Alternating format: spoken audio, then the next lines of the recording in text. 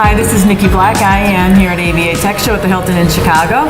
I'm here with Heidi Alexander, who is a practice management advisor with Massachusetts LoMath. Hi Heidi, thanks so much for joining us. Yeah, thanks for having me. I had a couple of questions that I wanted to ask you. The first thing is, do you have any advice on technologies lawyers should use if they're looking to increase their productivity? Yes, absolutely. So I think case management is a no-brainer. I mean, that's something that that I recommend to all my clients. It's my primary recommendation. But I think now we're moving towards automation. There's tons of automation tools out there. We heard about a number of them at the conference, today and yesterday. The Mac Track, actually, David Sparks and Katie Floyd were talking about tools like If That This Then That, which actually pairs different services together, or Zapier, which also pairs different services together. I think those automation tools, that's really the next step for attorneys, and I often recommend that.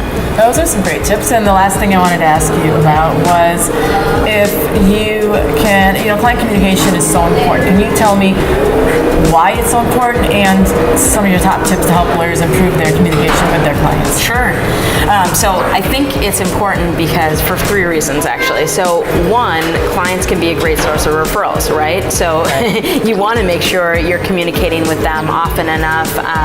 And the other thing is that, obviously clients can complain and they can sue you for malpractice. Right. So you need to be, doing that right. And so I think, again, this brings back the automation again, because automation is a way that you can keep in touch with clients without actually having to remember to do it. So, there's a bunch of tools out there.